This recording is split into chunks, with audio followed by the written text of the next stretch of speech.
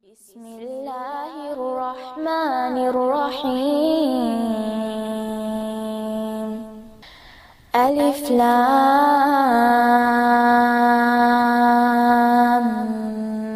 ميم تلك آيات الكتاب الحكيم هدى ورحمة للمحسنين الذين يقيمون الصلاة ويؤتون الزكاة. السلام عليكم ورحمة الله. ربنا لا تزغ قلوبنا بعد إذ هديتنا وهب لنا من لدنك رحمة إنك أنت الوهاب. இஸ்லாத்தை பொறுத்த வரைக்கும் இஸ்லாத்தில் ரெண்டு பண்டிகை தான். பண்டிகை தினங்கள் அப்படின்னு சொன்னாலே இஸ்லாத்தில் ரெண்டு மட்டும்தான், வேறு எதுவுமே பண்டிகை கிடையாது, எதுவுமே கிடையாது.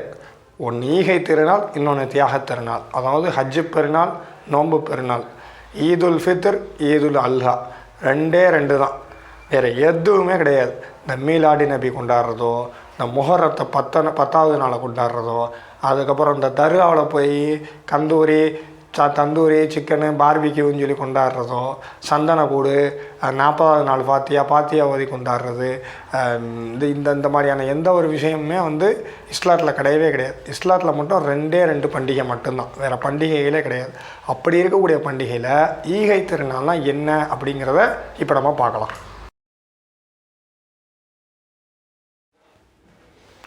இந்த ஈகை திருநாள் அல்லது நோன்பு பெருநாள் அல்லது ஈதுல் ஃபித்ர், இந்த மாதிரி இந்த நாள் எப்போ வரும், இந்த நாள்லாம் என்ன அப்படின்னா, இஸ்லாமிய மாதங்களில் ரமலான் மாதம் 9வது மாதம். இந்த மாதத்தில் எல்லா முஸ்லீம்களும், உலகத்தில் இருக்கக்கூடிய எல்லா முஸ்லீம்களும் கட்டாயமாக நோன்பு வைக்கணும். அது என்ன மாதிரியான நோன்பு, யார் வைக்கணும் வைக்கக்கூடாதுங்கிறது சம்மந்தமான நம்ம ஏற்கனவே வீடியோக்களை பதிவு செஞ்சுருக்கிறோம். அதை பார்க்காத சகோதரிகள் அதை பாருங்கள், நம்மளுடைய சேனலில் இருக்குது. கீழே முடிஞ்சால் டிஸ்கிரிப்ஷன்லேயும் அதோடைய லிங்க்குகளை தர்றோம். இந்த 30 நாள் அல்லது 29 நாள் நோன்பு வைக்கிறோம். ஏன் 29 அல்லது 30 அப்படின்னு சொன்னால், இஸ்லாமிய மாதங்களை பொறுத்த வரைக்கும் சந்திரனை அடிப்படையாக கொண்டது, நிலாவை அடிப்படையாக கொண்டது. பௌர்ணமி, அமாவாசையெல்லாம் சொல்கிறோம் இல்லையா, அந்த அடிப்படையில் தான் நிலா தெரிகிறதையும் மறைகிறதையும் வச்சு தான் அந்த மாதங்கள் எல்லாமே வடிவமைக்கப்பட்டிருக்கு. ஏன்னா இஸ்லாம் ஒரு இயற்கை மார்க்கம் அப்படிங்கிறதுனால அப்போ அந்த பிறையை பார்த்து, பிறை தெரிந்ததுக்கு பின்னாடி தான் நோன்பு வைக்க துவங்குறோம். அதே மாதிரி பிறை பார்த்து நோன்பு வைங்க, பிறை பார்த்து நோன்பை விடுங்கன்னு நபி ஸல்லல்லாஹு அலைஹி வஸல்லம் சொல்லியிருக்காங்க. அப்போ பிறை பார்த்து நோன்பு வச்சதுக்கப்புறம் ரமலான் மாதத்தை முடிக்கணும் அப்படின்னா பிறையை பார்த்து தான் முடிக்கணும். பிறை தெரிஞ்சால் தான் ரமலான் மாதம் முடியும். 29வது நோன்பை வச்சுட்டு அன்றைக்கி மாலையில் மகரிபு நேரத்தில் பிறை தெரிஞ்சிருச்சு அப்படின்னு சொன்னால் 29 நோன்பு. பிறை தெரியலை அப்படின்னு சொன்னால் 30 பூர்த்தி பண்ணிவிட்டு ஷவ்வால் 1 பெருநாளை கொண்டாடுங்க, அதுதான் ஷவ்வால் 1 அப்படின்னு சொல்லி நபி ஸல்லல்லாஹு அலைஹி வஸல்லம் சொல்கிறாங்க. இது அந்தந்த ஊர்களில் இருக்கக்கூடிய மக்களுக்கு பிறை தெரியுதை வச்சுக்கிட்டு எங்கேயோ இன்னொரு ஊரில் இருக்கிற பிறையை பார்த்துட்டு நம்ம இங்கே பெருநாள் கொண்டாடக்கூடாது. நபி ஸல்லல்லாஹு அலைஹி வஸல்லம் அப்படி ஒரு வழியை காட்டியே தரலை. ஏன்னா ஒரு மனிதர் ஒரு ஊரில் இருக்கிறாருன்னா அவர் அந்த ஊர் வாசியாகிடுறாரு. அந்த ஊரில் கிளம்பி இன்னொரு ஊருக்கு போகிறாரு அப்படின்னா அந்த ஊர் வாசியாகிடுறாரு. அந்த ஊரில் என்ன தேதியை ஃபாலோ பண்ணுறாங்களோ அதை தான் ஃபாலோ பண்ணணும். இந்த ஊரில் உள்ளதை ஃபாலோ பண்ணணும்னு எந்த அவசியமும் கிடையாது.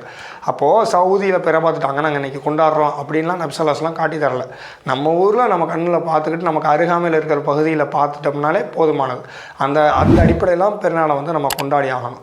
அது அல்லாமல் நாங்கள் எங்கள் ஊரில் இருக்கிற ஒரு தலைவர் சொல்லணும், தலைமை ஹாஜி சொல்லணும், டவுன் ஹாஜி சொல்லணும், அவர் சொன்னால் தான் பெருநாளை கொண்டாடுவோம், அவர் அல்லாவா அல்லது ரசூலா வஹி செய்தி இறங்குது, அவருக்கு எதுவுமே இல்லை, அற்பமான ஒரு மனிதர், உங்களை மாதிரி என்னைய மாதிரி இருக்கக்கூடிய ஒரு சாதாரண மனிதர், 6 அடி உள்ள அல்லாஹ் படைச்ச ஒரு மனிதர், அவரை ஃபாலோ பண்ணி ஒரு பெருங்கொண்ட கூட்டம் ஃபாலோ பண்ணி மொத்த பெருநாளையும் அவங்க பிறை தெரிஞ்சாலும் தெரியலைனாலும் அவங்க அரசு சொல்கிறதுக்கு ஏற்ற மாதிரி முடிவு சொல்லி பெருநாளை கொண்டாடுறது அப்படிங்கிறதுலாம் ஏற்புடையதல்ல. அது இஸ்லாத்துலேயே அப்படி நபி ஸல்லல்லாஹு அலைஹி வஸல்லம் காட்டி தரல.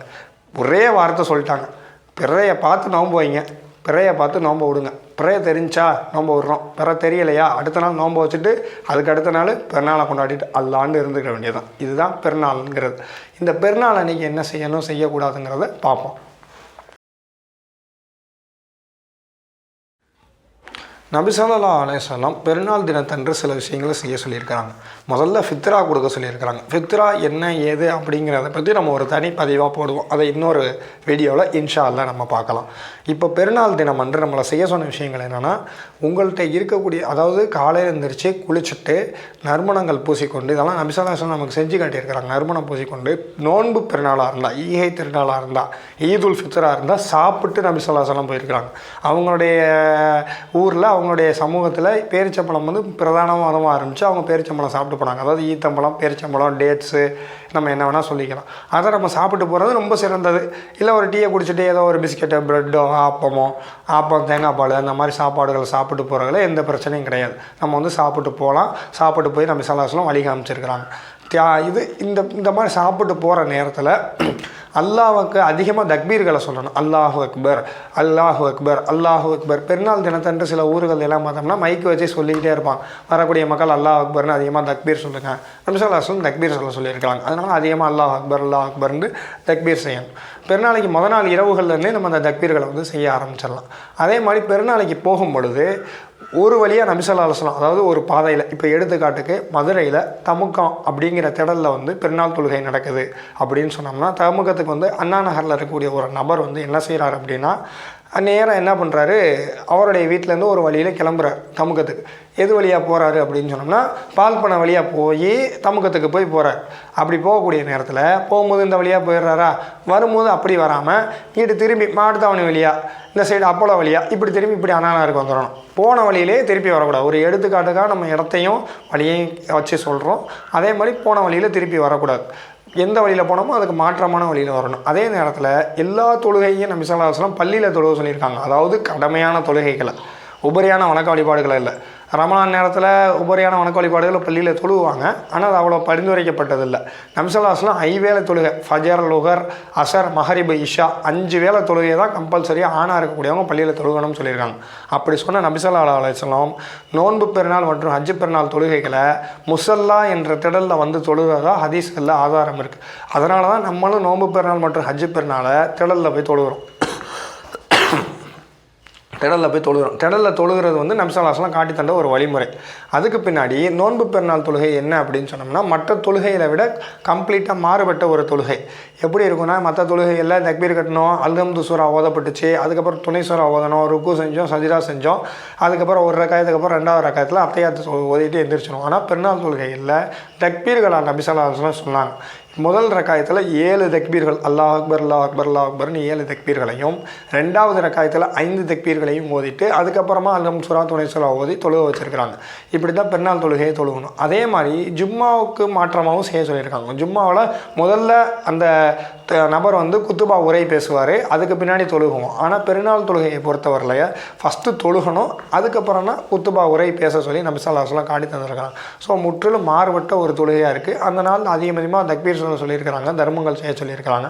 இதுதான் நபி ஸல்லல்லாஹு அலைஹி வஸல்லம் பெருநாள் அப்படிங்கிறதுல வந்து செய்ய சொல்லி காட்டி கொடுத்த ஒரு விஷயம். அதிகமாக எல்லா மக்களுக்கும் தர்மம் செய்யுங்க அப்படின்னு சொல்லி நபி ஸல்லல்லாஹு அலைஹி வஸல்லம் சொல்லியிருக்காங்க. அந்த நாளில் யாருமே வந்து பட்டினியாக இருக்காத அளவுக்கு உங்களால் முடிஞ்ச அளவுக்கு தான தர்மங்கள் செய்யுங்க. தான தர்மம் செய்கிறதுக்காகவே உள்ள நாள் தான் இந்த நாள். இந்த நாளுடைய பேரே ஈகை திருநாள்.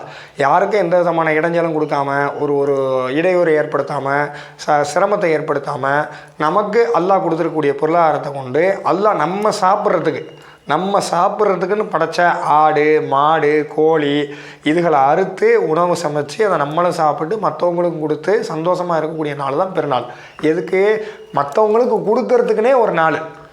வேறு எந்த இது பர்பஸுமே கிடையாது. அல்லாஹ் எல்லா நாளும் தானே வணங்குறோம், அன்றைக்கி தானே வணங்கணும்னு கிடையாதுல்ல. அல்லாஹ் மற்றவங்களுக்கு கொடுக்கறதுக்காகவே ஒரு ஃபெஸ்டிவலு, ஒரு செலிப்ரேஷனு, ஒரு நாள், ஈகை திருநாள். கூடு, உங்ககிட்ட இருக்க செல்வத்தை எல்லாத்துக்கும் கொடு. அல்லாஹ் நான் படைச்சி விட்ருக்கேன்ல, ஆடு மாடு எல்லாமே நான் வந்து நீ சாப்பிட்றதுக்காக தான் நான் படைச்சிருக்கிறேன்.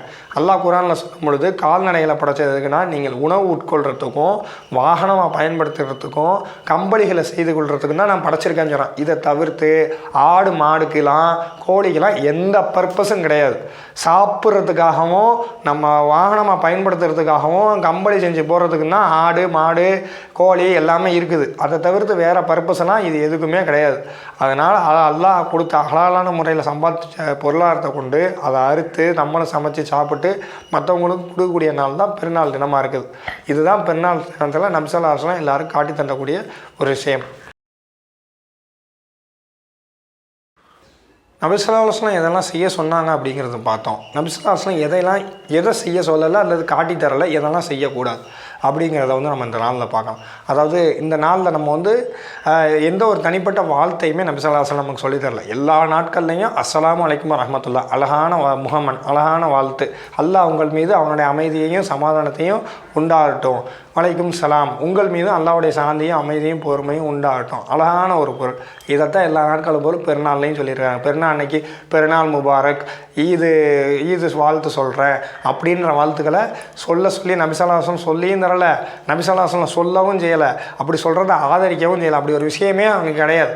இன்றைக்கி சில மக்கள் அவங்கள அதை உருவாக்கிக்கிட்டாங்க. அதை வந்து நம்ம வந்து நபி ஸல்லல்லாஹு அலைஹி வஸல்லம் சொல்லாத ஒரு விஷயத்தை நம்ம செய்கிறது வந்து ரொம்ப ரொம்ப ரொம்ப இஸ்லாத்தில் வந்து அறிவுறுத்தப்படாத ஒரு காரியம். இன்னும் சொல்லப்போனால் பிதுஅத்து சில காரியங்கள்லாம். இப்படிப்பட்ட ஒரு வாழ்த்தை சொல்லி நபி ஸல்லல்லாஹு அலைஹி வஸல்லம் சொல்லலை. ஈது முபாரக்கு, பெருநாள் வாழ்த்துக்கள், இந்த மாதிரி வாழ்த்துக்கள் எதையுமே வந்து நபி ஸல்லல்லாஹு அலைஹி வஸல்லம் காட்டியே தரலை. சலாம் சொல்லியிருக்கிறாங்க. சலாம் மட்டும்தான் சொல்லணும். அன்னைக்குன்னு போய்கிட்டு நான் வந்து வாழ்த்து சொல்கிறேன்னு சொல்லி பல நேரங்களில் விடிய அதுக்கு நாளை செலவழிக்கிறது.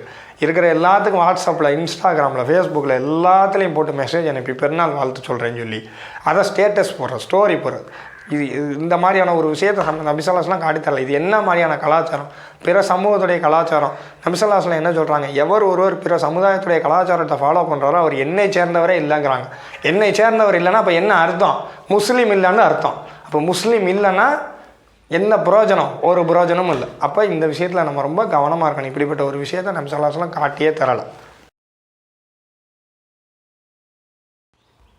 அது மாதிரி பெருநாள் தினத்தில் குறிப்பாக ரெண்டு பெருநாள் தினங்கள்லையுமே நம்ம சில சம்பவங்களை பார்க்குறோம், சமூகத்தில் நடக்கக்கூடிய சில விஷயங்களை பார்க்குறோம். என்னென்னா, அந்த பெருநாள் இரவு அன்னைக்கு பைக்கை எடுத்துக்கிட்டு ஊரை சுற்றுறது, தேவையில்லாமல் இடைஞ்சலை ஏற்படுத்துறது, போலீஸ்காரன்ட்ட பஞ்சாயத்து பண்ணுறது, வேகமாக பைக்கை ஓட்டிகிட்டு போய் ஆக்சிடெண்ட் பண்ணுறது, பெருநாள் தினத்தன்று எக்கச்சக்க ஆக்சிடெண்ட் நடந்து நான் கேள்விப்பட்டிருக்கிறேன். இதெல்லாம் எதுக்கு? இதுக்கு பேர் வந்து என்ஜாய்மெண்ட்டா? இதுக்கு பேராக வந்து ஜாலியாக இருக்கிறது, சந்தோஷமாக இருக்கிறது. அடுத்தவங்களுக்கு கொடுக்குறதுல தான் சந்தோஷம் இருக்குதுன்னு சொன்னால், நம்மகிட்ட இருக்கிறதையும் உடச்சி போட்டுக்கிட்டு, கை காலை உடச்சி போட்டுக்கிட்டு இருக்கிறதுல சந்தோஷம் இருக்குதுன்னு சொல்கிறாங்க. இதெல்லாம் இந்த மாதிரியான விஷயங்களெல்லாம் தவிர்த்துக்கிறேன். இதெல்லாம் வந்து ஒரு நியூ இயருக்கு வந்து சில பேர் ஆர்வக்கோளாறில் செய்யக்கூடியது, மற்ற பண்டிகைகளுக்கு சில பேர் ஆர்வக்கோளாறில் செய்கிறது. அதே இதை நம்மளும் செஞ்சால் அப்போ மற்றவங்களுக்கு நமக்கு என்ன வித்தியாசம்? அல்லாஹ் கொடுத்துருக்கூடிய அருள், கை காலை அமானிதம். நாளைக்கு இதை கொடுத்து அல்லாஹ் கேள்வி கேட்பான். ஏன்ப்பா நான் உனக்கு இதெல்லாம் கொடுத்தனே, இதை வச்சு நீ என்ன செஞ்ச அப்படின்னு சொல்லி. யாரெல்லாம் நான் இப்படி வாகனத்தை எடுத்துக்கிட்டு போனேன், இந்த மாதிரி விபத்து ஏற்பட்டு போச்சு, எனக்கு கைகால் முடிஞ்சு போச்சுன்னு சொன்னால் எப்படி இருக்கும்? அல்லாட்ட போய் அந்த பதிலை சொல்ல முடியுமா? என்ன இதெல்லாம் யோசித்து பார்க்குறது இல்லையா? அப்போ எவ்வளோ முக்கியமான ஒரு விஷயம் பெருநாள் அன்னைக்கு இரவில் செய்கிறது. பெருநாள் அன்னைக்கு ஃப்ரெண்ட்ஸோடு சேர்ந்துக்கிட்டு ஊரை சுற்றுறது வந்து எந்த மாதிரி இருக்குன்னா, ஒரு நண்பர்களாக சேர்றோம், ஒரு ஹோட்டலில் போய் ஒரு உணவை சாப்பிட்றோம், நல்ல உணவை சாப்பிட்றோம், அன்றைக்கின்னு சந்தோஷமான விஷயங்களை பகிர்ந்து கொள்கிறோங்கிறது வரைக்கும் இருக்கிற வரைக்கும் பிரச்சனை இல்லை. ஆனால் வீணான விஷயம், இந்த படத்துக்கு போகிறது, சினிமாவுக்கு போகிறது, கூத்து கடிக்க போகிறது, இந்த மாதிரியான விஷயங்களை நபி ஸல்லல்லாஹு அலைஹி வஸல்லம் சொல்லவே கிடையாது, ஆதரிக்கவே கிடையாது. இதுன்னு சொல்லப்போனால் ஹராமான விஷயம். அன்னைக்குன்னு போட்டு பாட்டை போட்டு டான்ஸ் ஆடிக்கிட்டு இருக்கிறது, அன்னைக்குன்னு புது படத்துக்கு போகிறது, என்ன மாதிரியானது கலாச்சாரம்? இதெல்லாம் சமூகம் எதை நோக்கி போய்கிட்டு இருக்குது? இப்படி இல்லாமல் நபி ஸல்லல்லாஹு அலைஹி வஸல்லம் பெருநாள் அன்னைக்கு செய்ய சொல்லியிருக்காங்க. பெருநாள் அன்னைக்கு படத்துக்கு போகிறத பார்க்குறோம், பெருநாள் அன்னைக்கு சினிமாவுக்கு போய் பார்த்துட்டு அதை பற்றி பேசுகிறத பார்த்து, அல்லாஹ்வுடைய கிருபை, அல்லாஹ்வுடைய ரஹ்மத்தை அருளும் இறங்குற நாள். அன்னைக்குன்னு போய் சினிமாவுக்கு போய் பார்த்து சீரழிஞ்சு தேவையில்லாத வேலையெல்லாம், இதெல்லாம் வந்து பெருநாள் அன்னைக்கு முற்றிலுமாக தவிர்க்கணும். முடிஞ்ச வரைக்கும் அன்னைக்கு அதிகமாக தர்மம் செய்யணும், அதிகமாக வணக்க வழிபாடுகளில் ஈடுபடணும். ரமலான் முடிஞ்சிச்சு, வணக்க வழிபாடுகள், தொழுக, மற்ற நன்மையான காரியங்கள், மார்க்க பணி செய்கிறது, தாவா பணி செய்கிறது, எல்லாத்தையும் ஒரு மூட்டையை கட்டி தூக்கி பரனில் போட்டுறது. இப்படி அல்லாஹ் சொல்லியிருக்கானா இல்லை நபி ஸல்லல்லாஹு அலைஹி வஸல்லம் சொன்னாங்களா? எல்லா நாளும் செய்கிறதுக்கு தான் அல்லாஹ் ஒரு மாதம் ஃபுல்லாக ட்ரைனிங் கொடுக்கலாம், 11 மாதமும் செய்கிறதுக்கு. ஆனால் நம்ம என்ன செய்கிறோம்னா பெருநாளோடு அதை எல்லாத்தையும் மூட்டை கட்டிடுறது. ஒரு ரமலானுக்கு இன்னொரு ரமலானுக்கு இடையில நம்மளுடைய வாழ்க்கை எப்படி இருக்குதுன்னு பார்த்தோம்னா ஒரு வித்தியாசமும் இருக்க மாட்டேங்குது. ரமலானுக்கு முன்னாடி எப்படி இருந்தோமோ அதுக்கப்புறம் தான் ரமலானுக்கு அப்புறமா அதே மாதிரி இருக்கிற மாதிரி தான் இருக்குது. இப்படியா நபி ஸல்லல்லாஹு அலைஹி வஸல்லம் சொல்லி கொடுத்தாங்க? இதெல்லாம் வந்து செய்யக்கூடாத விஷயம். ரமலானில் எப்படி தொழுகணுமோ அது மாதிரி ரமலான் அல்லாத காலத்துலேயும் தொழுகணும். ரமலானில் எப்படி நன்மையான காரியங்களை செஞ்சோமோ அது மாதிரி நன்மையான காரியங்களை ரமலான் அல்லாத நாள்லையும் செய்யணும்.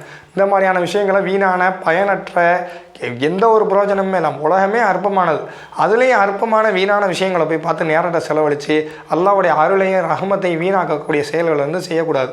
அல்லாஹ்வுடைய பாதையில் நன்மையான காரியங்களை செஞ்சு அதிகமான நன்மைகளை பெற்று அதிகமான கூலியை பெற்று சொர்க்கத்தில் இருக்கக்கூடிய நல்ல மனிதர்களாக அல்லாஹ் வந்து உங்களையும் என்னையும் ஆக்கணும். அல்லாஹ்ட்ட துவா செஞ்சவனா நான் இதை வந்து முடிச்சுக்கிறேன்.